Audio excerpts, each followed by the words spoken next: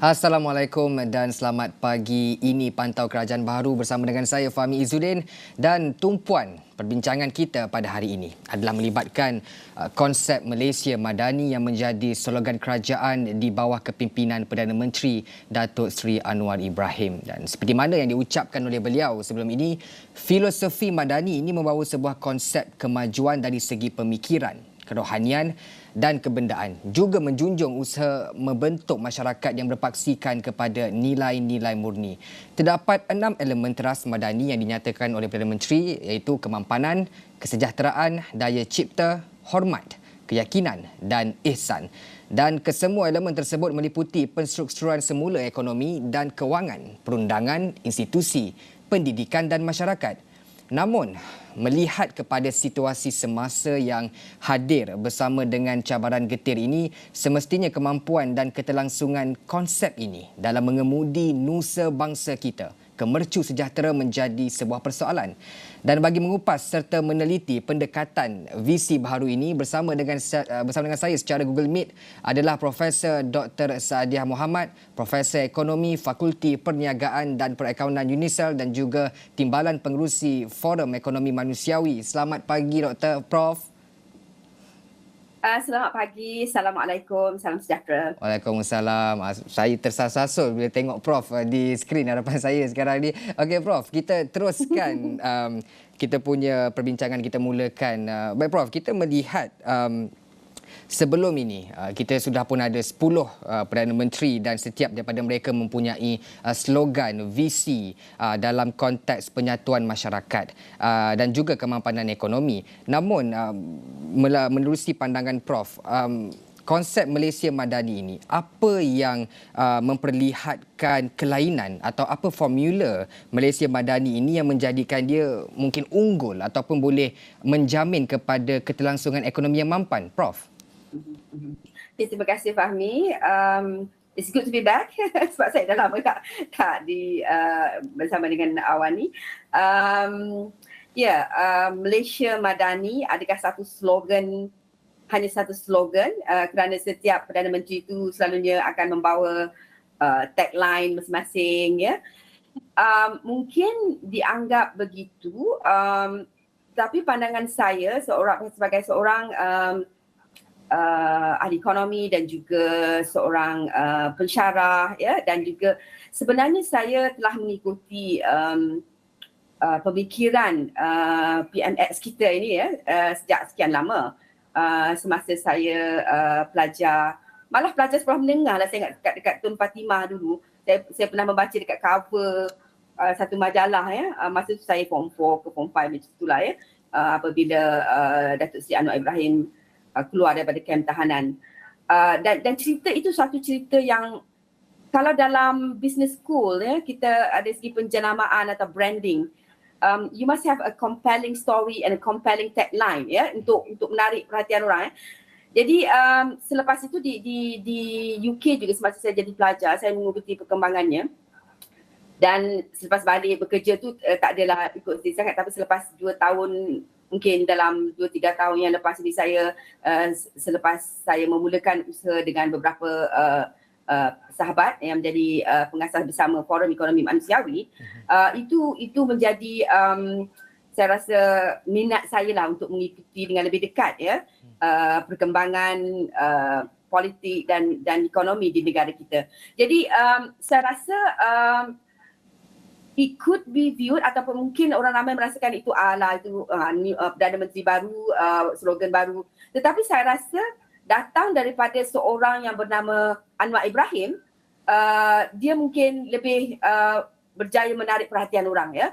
Dan sebagai individu dan juga daripada community university yang banyak terlibat dengan penyelidikan dan wacana dan juga perdebatan dalam pembangunan ekonomi, saya rasa tagline Madani itu, walaupun tidak macam kita boleh ataupun Malaysia boleh, itu mudah kan. Macam Madani ni kalau orang tak biasa dengar lagi, kata apa benda Allah ke ni, kan, ya. Tetapi itu perlu kita memberi pencerahan, mengangkat pemikiran rakyat untuk memahami satu konsep ataupun penjenamaan baru. Kalau daripada business school kita mungkin kata satu penjenamaan barulah ya, yang lebih menyegarkan dan syarat dengan falsafah dan makna. Ya, Prof. Bila macam Prof cakap tadi tentang daripada perspektif business school tentang penjenamaan baru, bila kita bercakap tentang perspektif ekonomi ini, bagaimana kita nak melihat dan menjamin pembangunan Malaysia Madani ini boleh menjamin kepada keterlangsungan ekonomi yang mampan pada ketika ini? Okey. Walaupun namanya dibawa dalam slogan ataupun tagline Madani yang sebenarnya telah pun diperkenalkan oleh Yang Amat Berhormat Muhammad Perdana Menteri sebelum dia Perdana Menteri lagi ya, semasa dia timbalan masyarakat Madani masa itu ya, masyarakat Madani. Tapi kita faham masa itu ialah civil society ya. Tetapi masyarakat atau negara Madani yang dibawa kali ini adalah konsep yang lebih menyeluruh ya. Dan semalam kita dengar ucapan daripada beliau dan juga semasa forum itu diterangkan apa makna Madani, bagaimana dari sejarahnya datangnya perkataan Madani, walaupun dalam sekarang ini dia ada 6 unsur itu kan, 6 konsep ataupun dasar yang ingin dibawa, tetapi perkataan Madani itu membawa nuansa dari segi ketamadunan ya, kemampanan ya, banyak benda ya. Jadi ini saya rasa suatu bukan saja slogan tetapi membawa kepada satu kesatuan pemikiran ya, kesatuan pendekatan yang penting ya. Sebab ada juga dalam saya tengok semalam saya ucapkan tahniah kepada penganjur lah yang ada aplikasi Slido tu kan. Jadi kita boleh nampak walaupun tidak menerima soalan secara direct, tetapi dalam itu aplikasi tu ada banyak ya, dan ramai orang mengatakan bahawa oh ini slogan saja, kalau kita tak ada slogan pun tak apa, kita buat je terus kan. Tetapi saya rasa slogan penting dan Saudara Fahmi sebut tadi dari segi penjanamaan. Kalau kita mengikut pendekatan perniagaan ataupun bisnes, a compelling tagline is very important, Macam kita menjual produk ya. Di belakang satu produk itu adalah mesti ada compelling tagline. Kita tahu Nike ke apa ke kan yang kita tengok yang produk yang jenama yang berjaya itu. Selain daripada kepercayaan dan credibility produk itu, ialah satu penjenamaan yang kalau jenama yang besar ialah cerita juga ya di sebalik pengasas ya. Misalnya kita lihat cerita Steve Jobs, Mark Zuckerberg, Elon Musk, mestinya orang Indonesia kata Mas Elon ya. Semuanya ada cerita yang menarik ya. Jadi saya rasa PMX kali ini ada cerita yang menarik. Dan persoalannya, dan saya pernah bertanya sikit sebab saya mengikuti forum dia sebelum ini ya, wacananya. Saya kata, yelah saya sebagai ahli akademik, I can buy it, Madani, script or whatever, I can buy it sebab ada nilai istilah ilmiah di situ ya. Dan sebagai seorang profesor, kita memang selalu mesti ada kerangka teori macam mana kita nak menyantuni ataupun menyelesaikan masalah, ada pernyataan masalah, problem statement dan sebagainya. Jadi saya lihat Datuk Seri Anwar Ibrahim, Yang Amat Berhormat Perdana Menteri kita, ada ini konsep ini dan bagaimana nak menyelesaikan ataupun menyantuni permasalahan yang kita ada sekarang ya. Jadi itu satu perkara yang penting sebab kalau kita lihat sebelum ini bagaimana perancangan itu akan dapat manja dalam belanjawan dan juga kadang-kadang ia lebih pragmatik dan lebih macam mungkin tanpa falsafah yang utuh ya. Jadi saya rasa kali ini falsafah yang telah lama difikirkan ya. Saya difahamkan buku Madani ini pun telah PMX kita berfikir semasa dalam penjara lagi ya. Jadi bagaimana konsep itu dijana, difikir dan mendapat inspirasi dan input daripada pihak ilmuwan dan juga ahli politik yang lain ya. Pengalaman-pengalaman yang pelbagai dan dibuat dalam acuan yang sesuai dengan Malaysia. Beliau sendiri mengatakan bahawa mungkin sebelum ini kita banyak terpengaruh dengan Barat, lupis polisi melihat kepada Jepun. Tetapi inilah kali pertama saya rasa ianya betul-betul difikirkan semasak-masaknya dengan falsafah yang jitu daripada tradisi Islam dan juga melihat sejarah di Nusantara dan di Malaysia itu sendiri. Jadi saya mempunyai keyakinan ya dengan konsep dan falsafah yang mantap ini, ia perlu didukung oleh semua stakeholders, oleh rakyat dan juga pemain-pemain politik dan pemimpin-pemimpin politik supaya ini dapat diterjemahkan ya. Soalan saya kepada beliau begitulah ya, bagaimana kita nak membumikan, bagaimana nak menterjemahkan. Dan dia mengatakan memang itu cabaran, sebab tu dia tak jadi lagi Perdana Menteri masa tu saya tanya ya.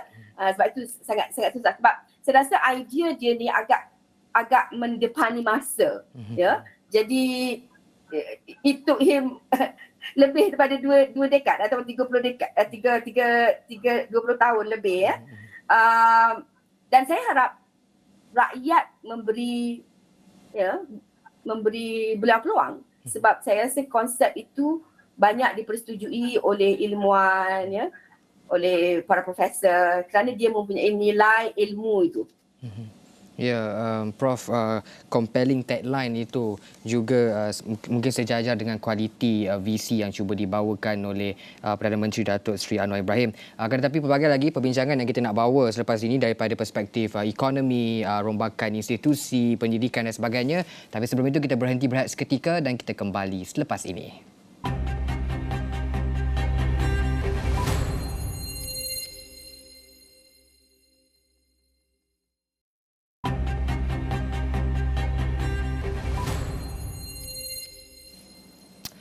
Masih lagi dalam Pantau Kerajaan Baharu bersama dengan saya Fahmi Izzuddin, dan kita masih lagi dalam ruang perbincangan mengenai penjenamaan Malaysia Madani ini dalam waktu untuk mendepani cabaran yang hadir dalam negara ketika ini. Dan Prof, kita nak teruskan kepada perbincangan ini apabila kita bercakap tentang soal compelling tagline ini. Adakah ia dapat menjamin kualiti, compelling tagline punya kualiti itu setaraf dengan kualiti visi itu sendiri, kerana kita melihat kepada isu sekarang ini di peringkat rakyat contohnya, semestinya yang kita hadapi sekarang ini adalah berkenaan dengan isu kos sara hidup yang tinggi. Jadi bagaimana kita hendak memulakan satu rombakan permulaan yang baru dari titik gawat ini dan menjadikan poket rakyat itu stabil dan mampan, dan menerusi Malaysia Madani ini, apa langkah pertama di peringkat rakyat yang perlu dilakukan oleh kerajaan? Okey, terima kasih. Kadang orang mempunyai pandangan yang sinis, mengatakan bahawa pandangan mungkin pendekatan Madani itu terlalu akademik, terlalu filosofikal ya. Tetapi kita mesti faham sesuatu agenda yang besar ya.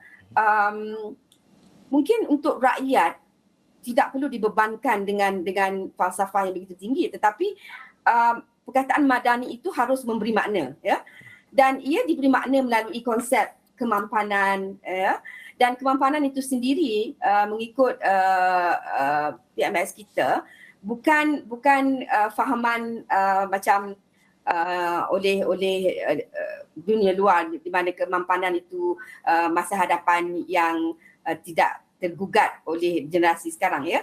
Jadi dan aspek sejahtera itu patutnya memang rakyat boleh relate kan, dan beliau juga ada mengatakan tentang ekonomi manusiawi, dan sebagai seorang yang mengasas Forum Ekonomi Manusiawi sebagai satu pertubuhan yang mempromosi tentang kemanusiaan, kesejahteraan manusia itu sendiri, dan juga untuk menyelesaikan masalah kesenjangan, kemiskinan ya, dan jadi terlibat sangat-sangat berkait dengan apa yang rakyat hadapi, misalnya dari segi peningkatan kos sara hidup. Jadi falsafah atau pendekatan yang begitu yang menekankan kepada manusia itu sendiri, kesejahteraan rakyat ya, sudah tentunya falsafah atau konsep yang begitu mempunyai komitmen. Dan kita lihat, saya rasa antara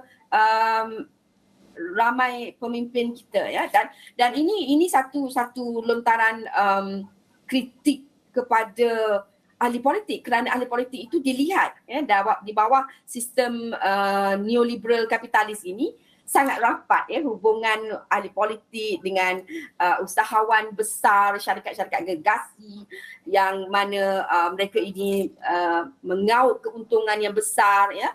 Kita lihat pandemik misalnya, rakyat sengsara tetapi bilioner itu ya yang the richest man in the world yang mungkin 8-10 orang tu berganda-ganda kekayaannya ya. Dan kita lihat Malaysia juga mengalami masalah kesenjangan. Bagi orang kaya ni bukan masalah lah ya, tapi rakyat mereka mungkin tidak faham yang setengah CEO ataupun yang mengaut keuntungan banyak. Apa yang mereka rasa ialah kos sara hidup yang tinggi, tetapi kos sara hidup yang tinggi itu boleh disantuni dengan melihat pada tata kelola. Dan ini yang ditekankan oleh Perdana Menteri ya, isu tata kelola ya. Semasa perdebatan Ketua Pembangkang masa itu dengan Perdana Menteri ketika itu ya, antara komen ialah orang lihat, oh Perdana Menteri kita itu banyak projek, banyak rancangan apa semua, tetapi Ketua Pembangkang hanya cakap tentang tata kelola ya. Tapi saya rasa dia ada point di situ, kerana Malaysia ni sangat terkenal dengan segala perancangan. Kalau bajet, saya telah melihat bajet ni dah lebih 10 tahun dah dipanggil untuk berbincang. Memang cantik ya, memang cantik kalau kita lihat ni. Kita lihat yang dibentangkan bajet tahun lepas pun dari segi pemberkasaan sektor ketiga, NGO untuk bekerjasama dengan sangat cantik, 100 juta diberikan di situ. Tetapi masalahnya tahun demi tahun ialah ketirisan. Dan bagaimana rakyat yang sepatutnya diberikan ya, mungkin diberikan sedikit ya dari segi one off 500, 300 ya. Tetapi ini tidak sustainable. Maknanya dari segi dia nak sekali belanja, 2 kali belanja, sekali belanja gaya dapat 500 tu dah habis. Tapi hidup dia masih macam tu ya. Jadi perlu kepada polisi yang lebih mampan, lebih memperbaiki kedudukan dia dari segi pendapatan ya, akses kepada sistem kewangan dan pelbagai lagi. Sebab kita lihat kemiskinan itu mempunyai dimensi yang pelbagai ya. Jadi kalau setakat nak bagi one off 500 saja, ataupun even kalau satu keluarga tu mendapat 1,000 atau 1,500, tetapi pemberian yang begitu tidak mampan dari segi untuk mengubah kehidupannya ya. Jadi sebab itu saya rasa pendekatan dan falsafah sangat penting, kerana dia mencorakkan dan memacu dan memberi panduan bagaimana polisi kerajaan harus diatur ya.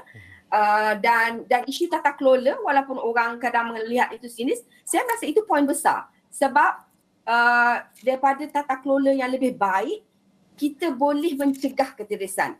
Dan cost saving ya, dari segi berbilion sebagaimana yang dinyatakan oleh Perdana Menteri, dan nampak dia boleh buka file tu, berbilion ringgit sebenarnya dapat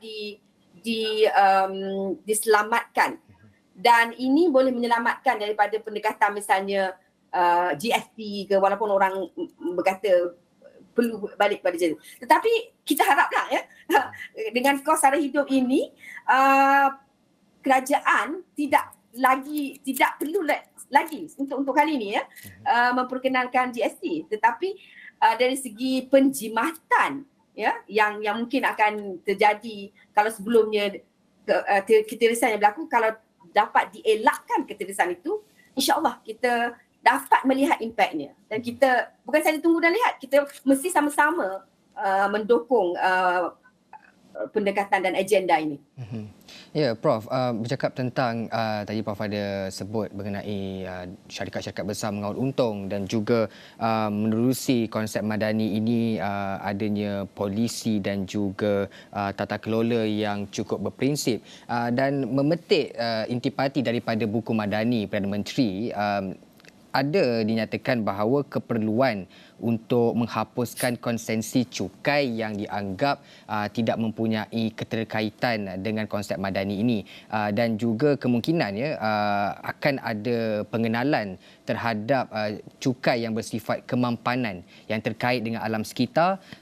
Sekarang ini persoalannya, sejauh mana potensi cukai yang bersifat kemampanan ini yang terikat dengan alam sekitar mampu memberi kesan kepada kita untuk mencapai agenda kemampanan ini? Kerana ada pakar berpendapat bukan masanya sekarang ini untuk kita memperkenalkan sebarang cukai baharu di pelbagai peringkat, sebaliknya hanya melakukan rombakan cukai sedia ada. Pendapat Prof macam mana? Itu memerlukan perbincangan dan perbahasan yang lebih panjang lah saya rasa kalau untuk memperkenalkan sesuatu yang baru. Walaupun ini telah dibahaskan di peringkat dunia global tentang kaitan memperkenalkan cukai untuk kalau dalam teori ekonomi ini kita melihat kepada spillover effects, kesan sampingan daripada aktiviti-aktiviti ekonomi yang disebabkan oleh yang memudaratkan alam sekitar, dan diberikan cukai kepada mereka yang membuatkan kesan mudarat ini kita tidak lihat lagi perbahasan. Jadi saya kira mungkin agak terlalu cepat untuk diperkenalkan untuk bajet kali ini, dan saya melihat banyak lagi ruang untuk kita low hanging fruits ini misalnya cukai kepada windfall gains mereka yang tidaklah melalui usaha sangat tetapi mendapat untung yang banyak hasil daripada kesusahan orang, misalnya mudarat ataupun musibah COVID ataupun daripada musibah yang lain ada syarikat-syarikat yang mendapat untung besar Jadi itu dianjurkan oleh setengah-setengah ahli ekonomi dan juga pemerhati politik untuk dikenakan cukai.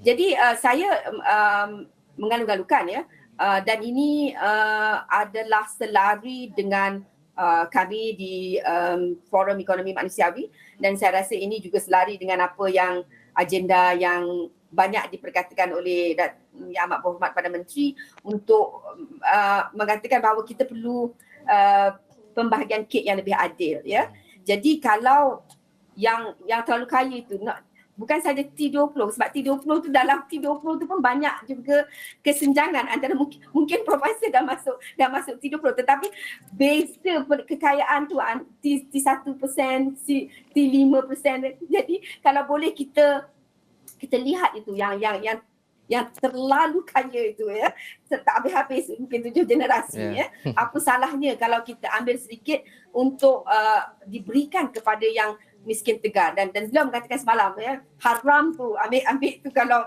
masih ada dalam negara kita orang yang kelaparan miskin tegar ini ada di 900,000 isi rumah itu yang masih lagi dalam kemiskinan tegar, dan ini amat memalukan kita sebagai sebuah negara seperti Malaysia yang Allah memberikan banyak nikmat dari segi sumber asli dan juga kekayaan juga. Kita middle income diklasifikasi sebagai negara pertengahan pendapatan pertengahan oleh Bank Dunia, dan hampir nak jadi negara maju tetapi kita masih trapped dalam middle income. Jadi usaha-usaha untuk pembahagian kek yang lebih adil itu sebenarnya ada positifnya dari segi ekonomi dan pertumbuhan ekonomi Ini telah dibuktikan oleh banyak kajian dan juga teori ekonomi sendiri. Kalau kita mengalihkan sebab duit yang kita bagikan kepada ataupun pembahagian yang kita agihkan kepada mereka yang berpendapatan rendah itu, mereka akan berbelanja, dan ini akan memberikan kesan yang baik, yang positif dari segi menggalakkan pertumbuhan ekonomi. Kalau orang kaya makin dapat kekayaan, mereka simpan ataupun beli property dan juga di luar negara ya, Ya. dan tidak banyak membantu kepada pertumbuhan ekonomi. Ya, Prof. Kita sudah pun berbincang mengenai konsep Malaysia Madani ini dalam perspektif ekonomi. Akan tetapi saya merasakan isunya melibatkan isu akar umbi seperti idealism di Malaysia ini. Jadi bagaimana sebenarnya kita ingin menyelesaikan isu polarisasi idealism ataupun segmentasi pemikiran masyarakat di Malaysia ini, dan apa bentuk solusi serta pendekatan yang boleh kita ambil untuk menyokong ideologi Malaysia Madani? Dan saya rasa itu satu inovasi dari segi idea, walaupun telah diperkenalkan oleh Yang Amat Perdana Menteri ketika dia semasa di pembangkang lagi. Dan saya melihat sosok tubuh Anwar Ibrahim itu sebagai seorang yang membawa pembaharuan, dan ada juga orang kata sebab dia lah Malaysia jadi tak stabil ni kan. Tetapi kita melihat ya, kalau kita melihat dari segi tradisi Islam dan juga tradisi di negara-negara lain, perubahan yang akan membawa fenomena ataupun pendekatan yang boleh membawa kepada perubahan ialah again a compelling idea ya, satu idea yang mungkin tak dapat diterima banyak orang, tetapi dia membawa kepada kesan yang lebih mampan ya. Kita taklah nak kaitkan dia serupa macam Nabi, tapi kalau kita melihat Nabi Nabi Muhammad ya, dan rasul-rasul lain juga ya, membawa message ya dengan Al-Quran, dan Al-Quran itu agak kompleks, dan kita lihat aktor-aktor dalam sejarah juga yang membawa idea yang mungkin terkedepan. Ia akan memakan masa. Tetapi Yang Amat Berhormat mempunyai mereka yang telah mengikutinya, yang menyokong ya. Dan sekarang ini perlulah diwacanakan, dibumikan ya. Dan itu saya rasa cabaran kepada kerajaan inilah ya.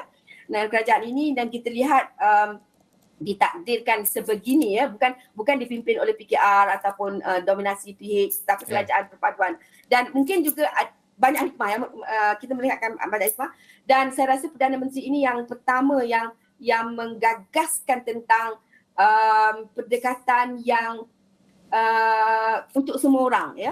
Walaupun Barisan Nasional itu kita kata memanglah untuk konsep masyarakat majmuk, tetapi parti yang menjadi elemen kepada Barisan Nasional itu masih lagi berteraskan bangsa. Tetapi Pakatan Harapan ataupun PKR itu sendiri membawa konsep yang baru sebenarnya, masyarakat majmuk. Dan kepada mereka yang misalnya menyokong kerajaan yang mempunyai nama Islam, parti Islam, mungkin merasa agak was-was ya. Mana Islamnya dalam Madani ni tak kalau nak cari kan. Tetapi inilah misalnya pendekatan yang baru ya. Maknanya kita tidak semestinya membungkus atau menjenamakan sebagai Islam, tetapi kita melihat konsep-konsep dan nilai itu ialah nilai Islam dan nilai universal ya, dan lebih sesuai untuk masyarakat majmuk dan negeri perpaduan. Kita lihat misalnya kita mengambil ya konsep la convivencia itu ya, peaceful coexistence. Itu adalah satu untuk maknanya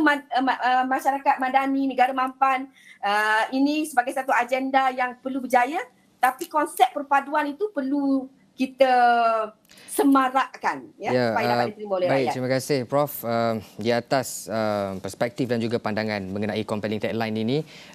Terima kasih saya ucapkan kepada Profesor Dr. Saadiah Muhammad, Profesor Ekonomi Fakulti Perniagaan dan Perakaunan UNISEL, merangkap Timbalan Pengurusi Forum Ekonomi Manusiawi, di atas perkongsian itu sebentar tadi. Dan terima kasih kepada anda kerana menonton Pantau Kerajaan Baru. Saya Fahmi Izzuddin. Assalamualaikum dan salam hormat.